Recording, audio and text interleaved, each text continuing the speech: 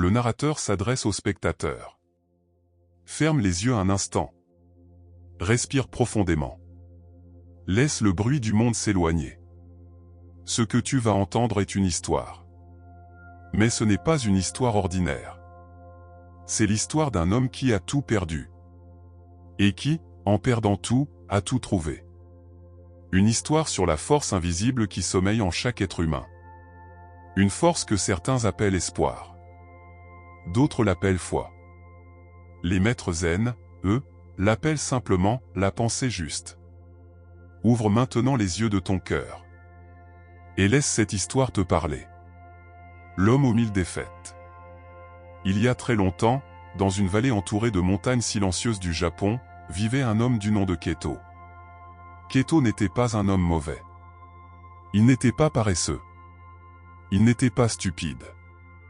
Mais le destin semblait s'acharner contre lui avec une cruauté étrange et persistante.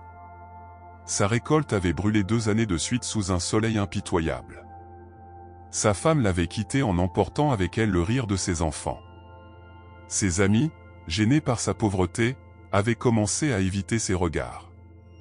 Et le marchand du village lui avait refusé tout crédit, le laissant les mains vides devant la boutique, sous les yeux des passants. Un soir, Keto s'assit au bord de la rivière. L'eau coulait, indifférente, froide, sans lui accorder la moindre attention. Il regarda ses mains calleuses, abîmées, inutiles selon lui. Et pour la première fois de sa vie, il dit à voix haute ce qu'il pensait depuis des mois. « Je suis maudit. Tout ce que je touche se brise. Je ne mérite pas le bonheur. » Ces mots flottèrent dans l'air du soir. Puis ils disparurent dans le courant de la rivière. Mais quelqu'un les avait entendus. Un vieux moine, assis immobile sur une pierre non loin de là, les yeux mi-clos, avait tout entendu. Il ne bougea pas immédiatement. Il attendit. Puis, avec une lenteur qui ressemblait à celle de la lune qui se lève, il ouvrit les yeux et dit « Jeune homme, ce que tu viens de planter dans le sol de ta pensée ce soir, grandira. » Keto se retourna, surpris. Il n'avait pas vu le moine. « Et qui êtes-vous » demanda-t-il. « Un jardinier » répondit le vieux moine avec un sourire paisible. « Le jardinier de l'âme. » Le moine s'appelait Maître Rican. Il vivait dans un petit ermitage à mi-chemin entre la forêt de cèdres et le temple de la montagne. On disait de lui qu'il n'avait jamais élevé la voix de toute sa vie. On disait aussi qu'il pouvait entendre la pensée des gens avant même qu'ils la formulent. Keto, qui n'avait plus rien à perdre, accepta de l'accompagner. L'ermitage était humble, 4 murs, un toit de chaume, un jardin extraordinaire. Des fleurs de toutes les couleurs s'épanouissaient avec une générosité qui semblait impossible pour un si petit espace. Des herbes médicinales, des arbres bonsaïs, et au centre, un cerisier dont les branches s'étiraient vers le ciel comme des bras ouverts. « Ah, comment faites-vous pousser tout cela » demanda Keto, impressionné malgré lui. « Je ne fais rien pousser » dit le maître en posant sa lanterne sur une petite table de bois. « Je crée les conditions. La plante fait le reste. » Et pour les hommes ? Le moine versa du thé dans 2 bols en céramique craquelée, cette céramique japonaise réparée avec de l'or qu'on appelle kintsugi les souris. C'est exactement pareil. Ils burent en silence. Dehors, le vent passait entre les bambous avec un son doux comme une respiration. Puis le maître posa son bol et dit « Mais tu m'as dit ce soir que tu es maudit. Que tout ce que tu touches se brise. Est-ce une vérité, ou est-ce une histoire que tu te racontes ?» Keto fronça les sourcils. « C'est la réalité. Les faits sont là. Les faits sont là, oui. Mais l'interprétation que tu leur donnes, ça, c'est toi qui l'as choisie. Et cette interprétation, c'est elle qui te détruit, pas les faits eux-mêmes. » Cette nuit-là, Keto dormit dans l'ermitage pour la première fois depuis longtemps sans faire de cauchemar. La graine et la pierre. Le lendemain matin, Maître Rican réveilla Keto avant l'aube. Ils marchèrent en silence jusqu'à une clairière. Le maître portait 2 petits sacs. Il en ouvrit un, il contenait des graines de lotus. L'autre, des cailloux. « Regarde ces graines » dit-il en posant quelques-unes dans la paume de Keto. Là elles sont minuscules. Légères. Presque rien. Mais plante-les dans l'eau stagnante là où aucune autre fleur ne peut survivre et elles deviendront les plus belles fleurs du monde. Keto les observa. Et les cailloux? Les cailloux sont les pensées négatives. Lourdes. Solides. Elles semblent réelles, permanentes, indestructibles. Mais elles ne poussent pas. Elles ne fleurissent pas. Elles ne donnent rien. Elles s'enfoncent seulement dans la boue et y restent. Keto comprit quelque chose à cet instant. Pas entièrement, pas encore. Mais une petite lumière s'alluma quelque part dans sa poitrine. Alors je dois jeter les cailloux? Le maître secoua la tête doucement. Non. Tu dois d'abord les reconnaître. Voir lesquels tu portes. Les nommer. Car on ne peut pas lâcher ce qu'on ne voit pas.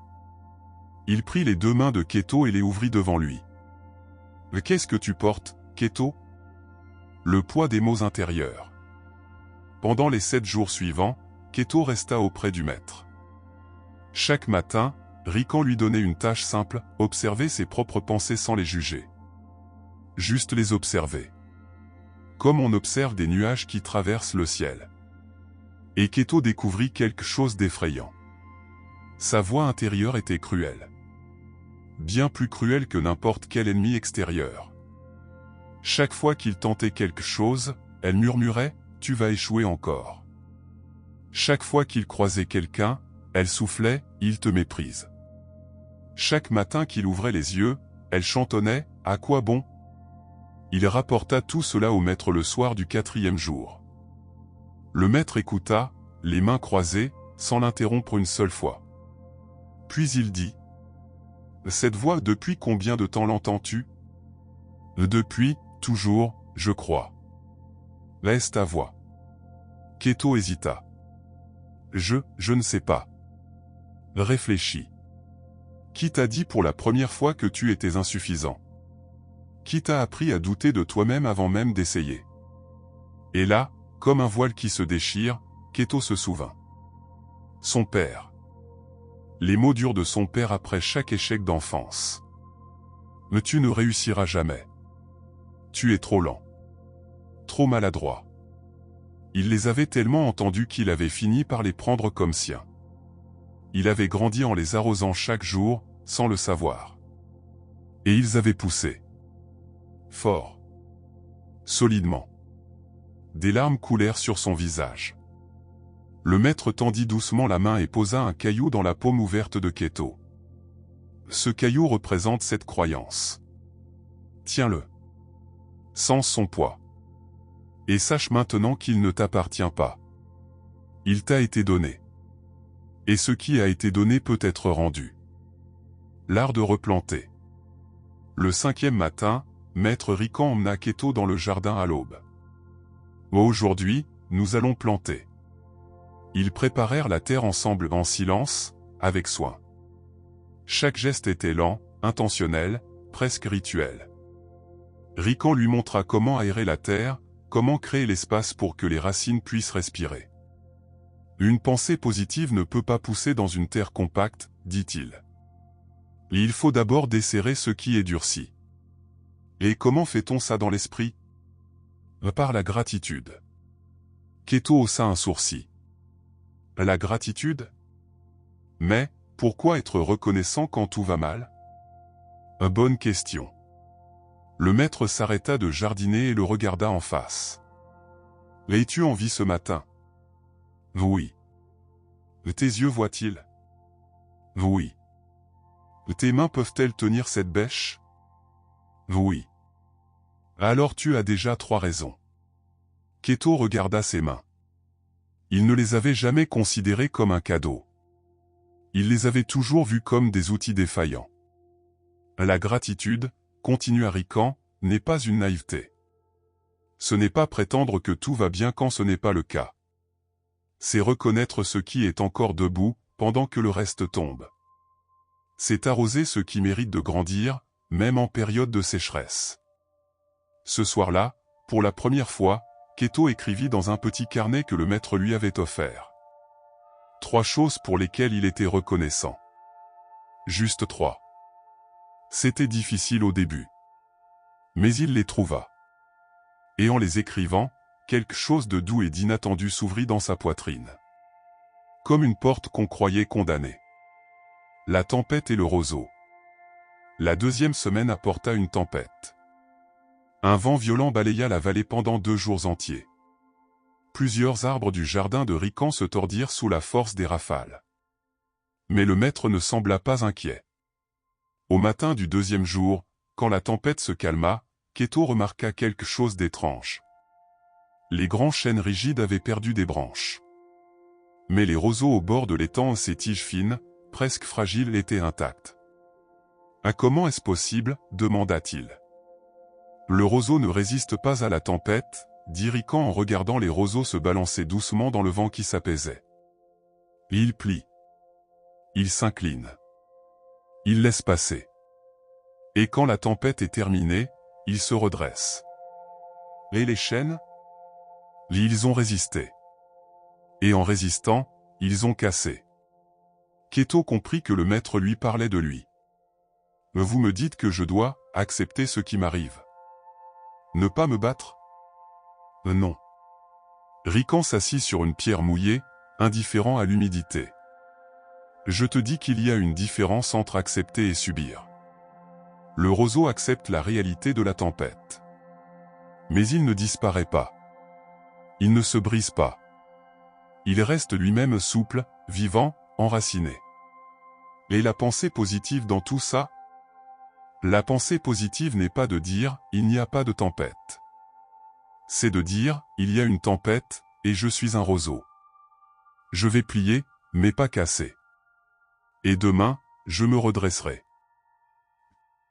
Keto resta silencieux un long moment. Puis il dit « Je crois que toute ma vie, j'ai essayé d'être un chêne. » « Oui, » dit le maître avec douceur. « Et tu t'es cassé beaucoup de fois. » Le retour au village. Au bout de 3 semaines, Keto annonça au maître qu'il souhaitait retourner au village. Rican ne posa aucune question. Il hocha simplement la tête. Le matin du départ, il offrit à Keto une petite graine de lotus enveloppée dans un tissu blanc. « Plante-la à ton retour. Dans l'endroit le plus difficile que tu connaisses. »« Et si les gens se moquent encore de moi ?» demanda Keto. « Ils le feront peut-être. »« Et si j'échoue encore ?»« Tu échoueras peut-être. » Keto sourit malgré lui. « Vous n'êtes pas très rassurant pour un maître zen. » Rican rit un rire franc, lumineux, inattendu pour un homme de son âge. « Je ne suis pas là pour te rassurer. Je suis là pour te rendre réel. » Un homme rassuré de façon artificielle est comme une fleur en plastique, elle ne flétrit pas, mais elle ne vit pas non plus. Il posa la main sur l'épaule de Keto. La vraie pensée positive n'est pas l'absence de doute. C'est le choix, face au doute, de continuer à planter. Keto fit ses adieux et descendit vers la vallée. Le village lui parut le même. Les mêmes rues, les mêmes visages fermés, le même marchand sceptique. Mais quelque chose avait changé. Pas le village. Lui. Il marcha la tête levée. Il sourit au premier regard hostile. Il planta la graine de lotus dans le petit fossé boueux derrière sa maison, l'endroit le plus ingrat du domaine. Et il attendit. La fleur dans la boue. Les semaines passèrent. Puis les mois. La vie ne fut pas soudainement magique pour Keto. Il ne devint pas riche du jour au lendemain. Les gens ne l'accueillirent pas en héros. Certains continuèrent à douter de lui. Certains jours, lui-même doutait. Mais quelque chose de nouveau existait désormais en lui. Chaque matin, il écrivait 3 gratitudes dans son carnet. Chaque soir, il observait ses pensées comme des nuages sans s'y accrocher. Chaque fois que la voix dure de son père résonnait en lui, il la reconnaissait, la nommait, et posait doucement le caillou qu'elle représentait. Il recommença à cultiver. Il proposa son aide à un voisin en difficulté. Il apprit une nouvelle technique de culture d'un paysan de la région voisine. Il commença à parler à ses enfants avec des mots qu'on lui n'avait jamais dit à lui. Et un matin, au lever du soleil, il vit quelque chose dans le fossé boueux. Une tige verte. Fine. Timide. Mais vivante. Elle montait depuis la boue sombre avec une détermination silencieuse. Et sur cette tige, un bouton encore fermé, encore fragile, attendait son heure. Keto s'agenouilla devant elle. Il resta là un long moment, immobile. Il pensa à tout ce qu'il avait traversé. Il pensa aux cailloux qu'il portait encore parce qu'on n'en finit jamais vraiment avec eux. Il pensa au roseau, à la tempête, à la graine. Et il comprit, dans le silence du matin, ce que le maître avait voulu lui enseigner depuis le début. Le lotus ne naît pas malgré la boue. Il naît grâce à elle. C'est la résistance même du monde difficile qui lui donne la force de monter vers la lumière. Il retourna au village ce jour-là avec quelque chose de nouveau dans le regard. Les gens le remarquèrent, même sans pouvoir le nommer. Il y avait en lui une lumière tranquille, pas d'arrogance, pas de triomphe, juste une présence. La présence de quelqu'un qui a choisi, chaque jour, de planter plutôt que de maudire. De se lever plutôt que de rester à genoux. De voir la graine là où d'autres ne voient que la boue. La lettre de Keto.